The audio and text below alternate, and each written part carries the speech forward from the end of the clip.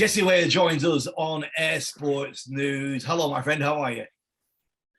I'd be better if you could pronounce my last name correctly. I never get it right. Jesse Weyher. Jesse Weyher? Is it Weyher? Yeah, it's Weyher, but you can call me whatever you want. Jesse Weyher it is.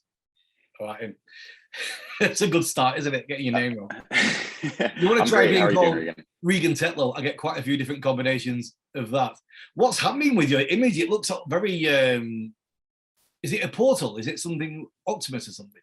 It's got kind of a zoom thing going on. Oh yeah, check that out, huh? Yeah. Yeah, dynamic. What is it? It's an iPad, baby. It's changed my game. The iPad follows you around. Oh yeah. Well, that is, I am absolutely mind blown. Absolutely mind blown. Listen, so I suppose I'll just kick back like this, and yeah, a little bit. This is good, right? Yeah, cool. Hey, congratulations on joining the PD Factory team. Thanks, man. Means a lot. Appreciate it. How did it come about? Tell me the story. Okay. October of last year, we were in Arizona for the last FLCPA of the year, and that was leading up to the Nationals a few days later. And the last meet of the year, FLCPA 6, I won it.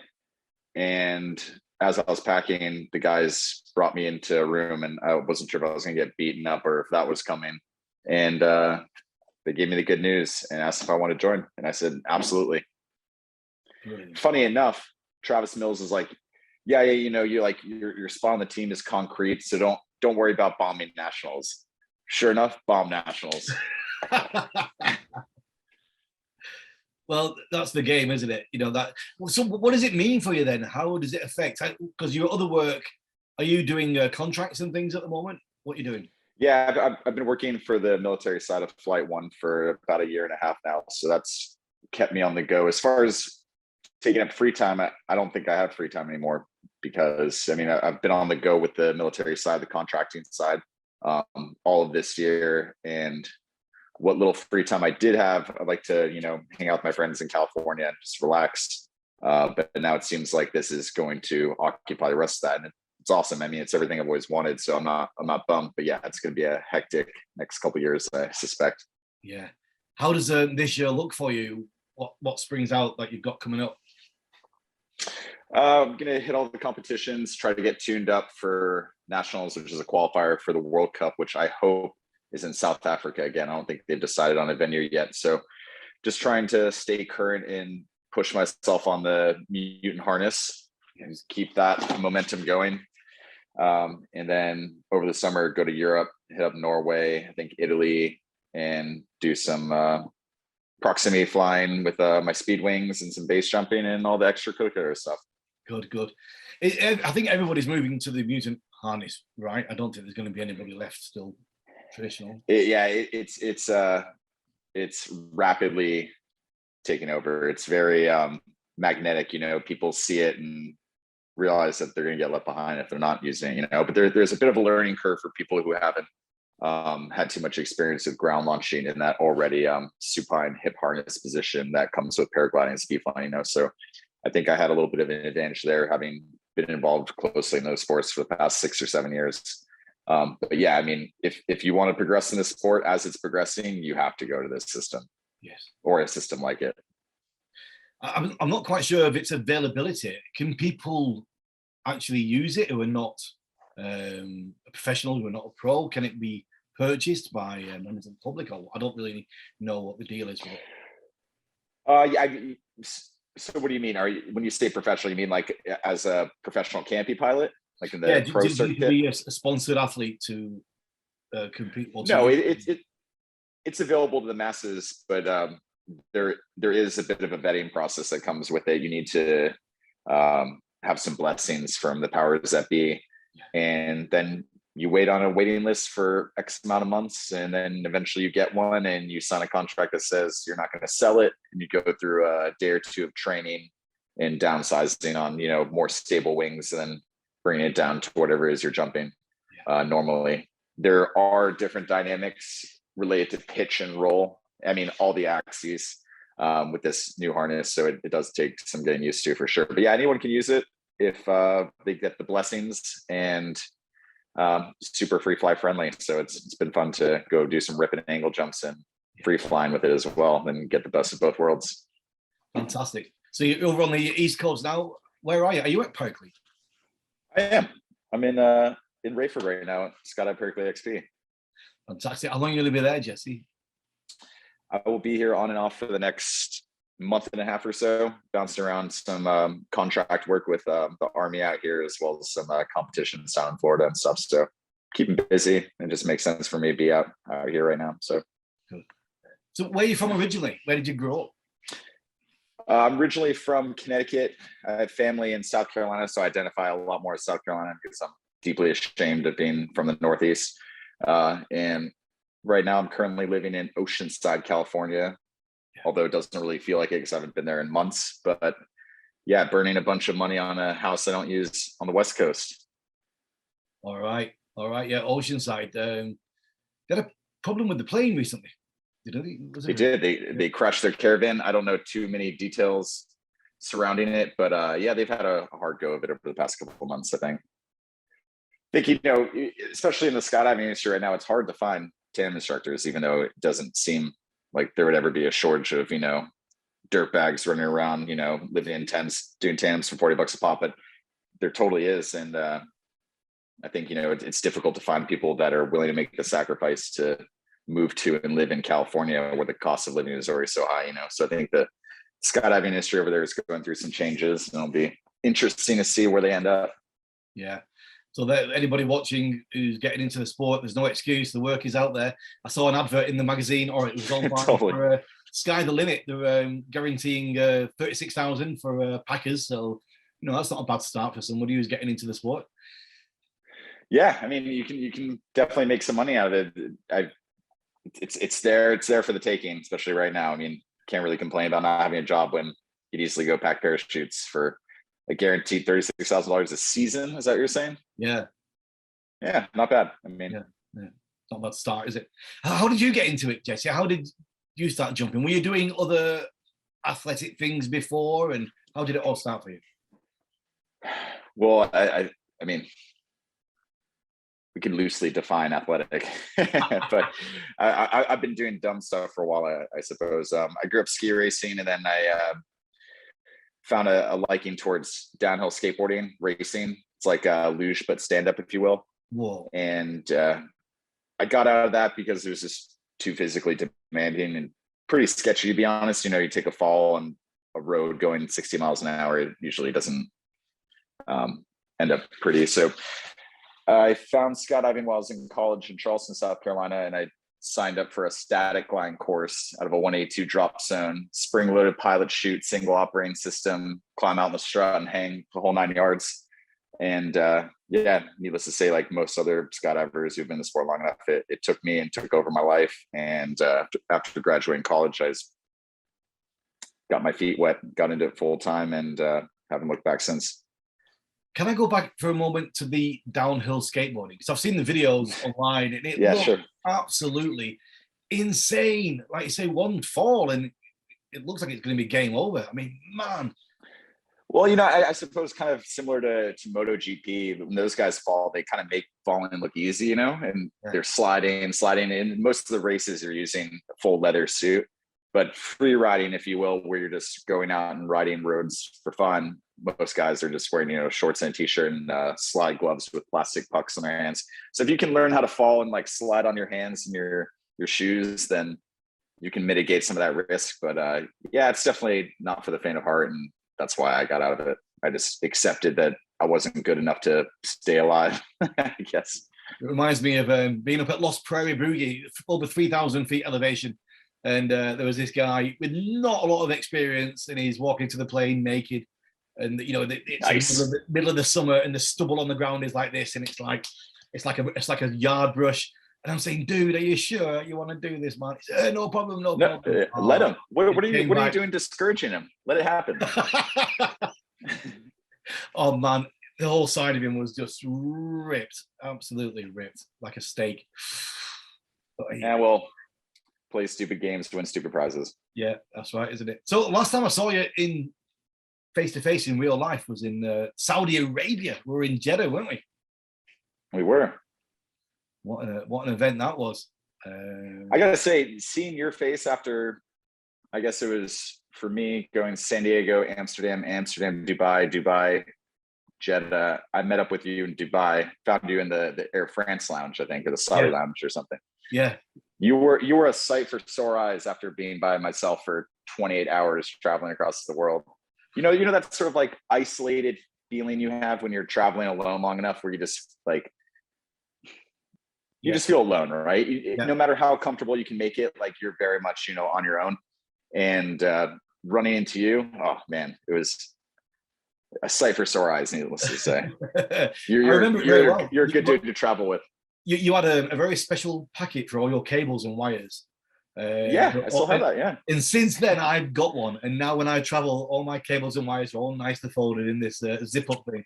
Absolutely brilliant. Beautiful. I'm glad I could rub off on you in that regard. I found when I was traveling a lot, one thing that used to happen to me is I'd get to the destination airport and you need to look for where your luggage is going to come from.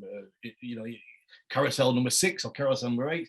But you need to remember where you've come from, where your destination started, where your journey started. And I forget because I was crisscrossing all over the place. Have I just come from Paris? Have I come from Dubai? And I had to stand there trying to think about it while everybody's running past me to get to the carousel. I'm like, oh, where Barcelona? No, where was I? Yeah, that used to happen all the time. Really, really quickly before we go on, what's your biggest travel? What's the word I'm looking for? What do you call something that you don't like? Something that kind of annoys you. Pet peeve. What's your biggest travel pet peeve? I've got a lot. So we start at the airport. So you walk through. You go to the security people who start to remove the jacket, start to remove the belt, start to unzip the bag as they're actually stood there. I mean, you could have done that a few seconds earlier. Totally. That's one thing. In the lounge, there's always some guy on his phone who's pacing around, and he always seems to pace within an inch of my face and then away, and then back to an inch of my face and then away. And I think, why do you have to keep coming over here? So you get like, whoa, whoa, whoa, whoa, whoa, and then it goes away, and then he comes back on his phone. So I think, whoa, whoa, whoa, whoa, whoa, whoa. And I stare them right in the eye to try and walk up to me again, dude. Walk up to me. So there's that. You've got me on a roll now. They're the main things, really. They're the main things. I mean, on the flight itself. What about when if you get the seat by a bulkhead or by the bathroom, so you have more leg space, and someone takes that as like the staging area for their stand-up rest, they don't want to sit down anymore, so they need to go pace, but then they'll idle right there in front of you. Yeah. Oh. Yeah, I don't know why I have that entitlement over that space, but you always avoid it. I mean, it depends on if it's generally a 777, you want 10J, and that's the one right hand side. If it's a 200 series, right hand side, you've got the bulkhead room. You're not going to get people standing in front of you because they're going to be standing in front of the people on the floor in the center where the babies are all crying. Both quiet. 10J on a 777. Got it. 10J, yeah, that's what you want. It's a 200 series, yeah. Yeah, nice one. So, what about you? What gets you up or wound up when you're traveling? Anything? There's a couple things. The security thing, for sure. Like it. Generally, you have 5 to 10 minutes, maybe not 10 minutes, 5 minutes before going to security. Take all your stuff out, put it in your bag, so you don't have to start, decloaking when you get up to the bin area or whatever. That bothers me a little bit. Most specifically, obviously, people who get up and just run to the front of the plane when it lands, right? I mean, that's kind of a classic. Really, really don't like that. And then people who crowd the carousel to collect their luggage before their luggage is there. I think Australia has a system where they have a yellow line or something that creates space, and you stand behind it until your bag comes, and then you approach and then get your bag. Yeah. I mean, that drives me absolutely insane. And fit and healthy people standing still on the moving walkway. Why have you stopped walking? What is wrong with you? Escalators, idle on the right, pass on the left. No one gets this concept in the United States, and it seems so elementary to me. Yeah, that drives me insane. Like if you need to catch the monorail or catch a flight or whatever, and you can't advance anymore, like you're completely at the mercy of someone's laziness, essentially. You know, Yes. That's a rough one. Coughing's always, these days. Coughing's always good. A bit of coughing that soon gets people out of the way. But it's the travel thing, the flat one. You can understand if it's an escalator because they might, the knees might be bad. They might not be able to keep climbing up the stairs. But when it's just flat and they're standing in the middle, and I just charge at them because you're trying to make noise.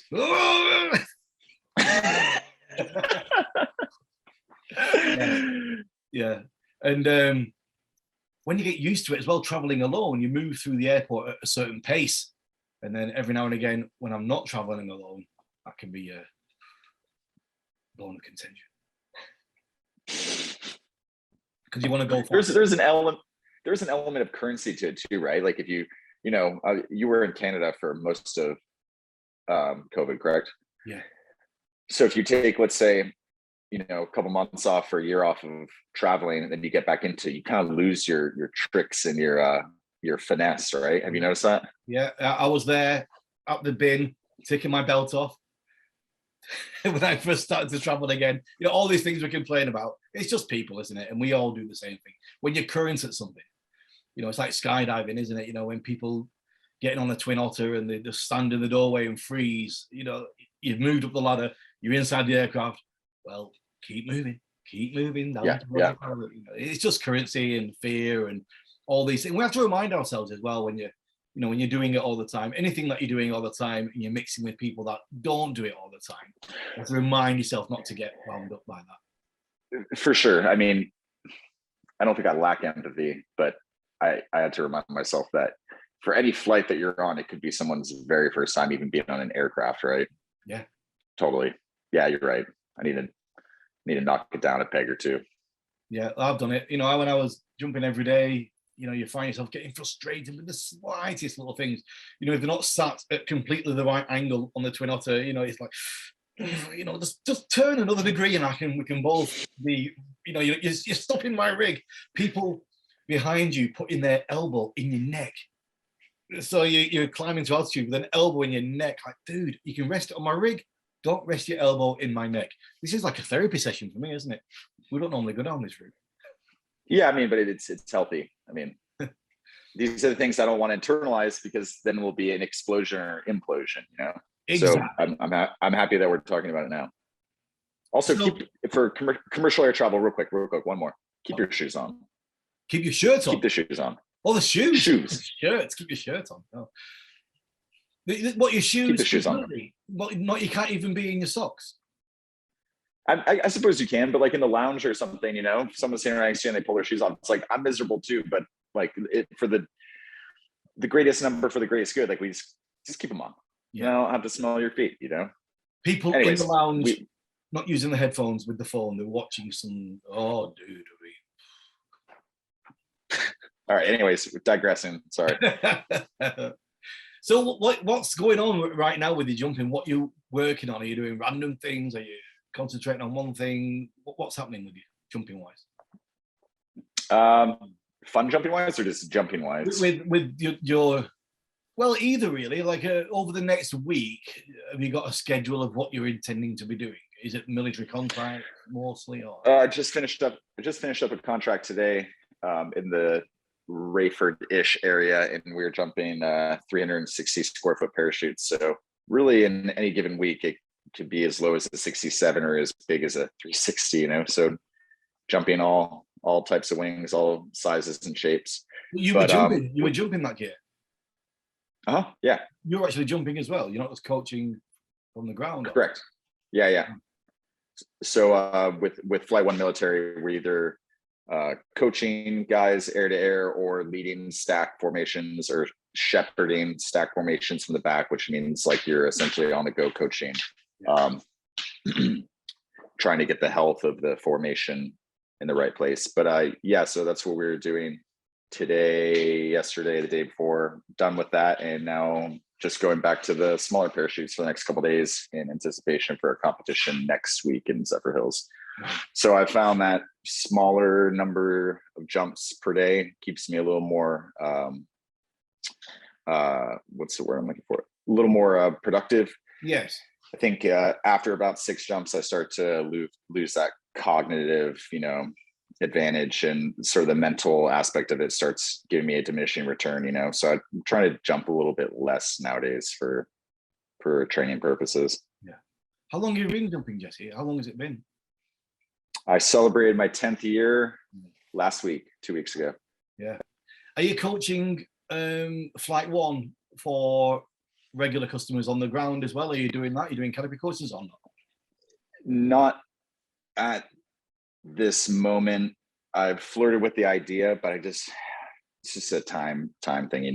This stuff already takes up so much of my time. I'd be happy to do kind of like one-on-one coaching with my friends, or people who I want to spend time with, but as far as like the mass advertising big courses and trying to get 10 people in there, and like I don't have all that much interest in that right now. Yeah, right. I want to keep the passion alive for it, and I think that if I'm just out there soliciting myself trying to get coaching, like I think that's kind of the wrong direction for me. I'm loving my new canopy. I can't wait for the weather to improve. I've just been in Costa Rica with it. I've got a Sabre 3 107. I absolutely. Oh, you're probably ripping that thing apart, huh? Oh man, it's just whoa! I can't wait to be under it. It's like looking at the altimeter. Are we done yet? Are we done yet? Come on, we're going to open the parachute. Nice. Yeah. What were we doing down in Costa Rica? Are you organizing? Yeah, organizing at the Boogie there, which is nice. 6th time we've been there now. It's really, really nice for a boogie. You've got the bay, so it's very easy to visualize. The beach is long. It's either the wind's either up and down it. No turbulence off anything. It's really, really nice. Is that one of Rich Grimm's boogies? Nice. Yeah, I've heard good things. Yeah, so that was February, just gone. So that was that. What about you? You get to do any fun jumping for yourself, or is it all work stuff? I mean, I know you do your base jumping, speed flying, but I mean, I've gotten into wingsuiting over the past 1.5 years, 2 years or so, and I'm really enjoying that. Still do quite a bit of free flying, angle flying, and tracking and stuff. So yeah, I mean, I do a bit of everything. It's just time and money, just like anything else, trying to keep a healthy balance. But yeah, any and all skydiving I like. I'm drawn to, so yeah, definitely fun jumping a lot, but maybe a little bit less nowadays with work and training and stuff. I mean, everyone says they're all fun or whatever, but I guess I should say altitude jumps, like altitude free falls. I think I've probably hit an all-time low this year, which I'm not proud of, and want to try to balance that back out for sure. Yeah. And now we've got, of course, your emerging acting career. I saw your little skit with the guys the other day. I must say that scream as the coffee hit you was brilliant. It gave me a smile for 10 minutes. Is it organic? No. It was very, very good. Very, very good. Well, I've got more on the way for you whenever the social media guru decides to post all these things. I think you'll find these most enjoyable. Got some gym sequences. Look forward to it. So, hey, Jesse, like I do a lot of times, I forgot to press a stopwatch, so I don't know how long we've done, but I think that's probably a good place to wrap it up. Once again, this image on your iPad, what is it? Is it an app or something which is following you around? What is it? No. So it's a super wide lens, right? And it naturally crops it, I guess, to a certain aspect ratio, and as you move it, I don't know, gets wider. It's not mechanically moving, right? It's just it's a virtual lens shift thing. I think you need one of these. You're the perfect candidate for this dynamic camera movement. It makes me feel a bit seasick. It's like I'm sorry. Do you want me to lock it? No, it's we can fine. just cut this. So today, have you got any other duties today? You were jumping this morning, right? We were weathered out today, so we were just doing some classroom stuff with the clients. But no, we've got 1,500 foot overcast, so no duties today. Okay. Maybe a nap. Maybe a nap's in order. Yeah. That's always good. And have you got your own choice of what you wear on a daily basis, or do you have to have a certain rotation of sponsors, or can you wear what you want when you're jumping? That's a good question. Just try to keep it looking like it's not forced, I guess. You know, get the free t-shirts and just cycle them around. Yeah. Do it based off color, not brand. Exactly. Keeping it real. Brought to you by Performance Design, baby. Where's mine? Mine are all in the cupboard. No, they're right here. Just a minute. Yes. And Sunpath, of course, and Cypress, and PD. Thank you very much. Now my t-shirts are all a mess. I've got to straighten them up. Yeah. Nicely done. Hey, Jesse, it's been good to see you. Good to catch up. And I hope. Yeah, likewise. Somewhere in the world, in real life. When will I see you? Well, I don't know. Let's see what happens. It's all starting. I'm getting inquiries now. It's all starting to come back again. The work, which was on temporary hold with all the COVID stuff. So let's see what happens. All right. Look forward to seeing you down the road again. Yeah. Take care, man. Thanks for joining us. Yeah, no problem. Thanks.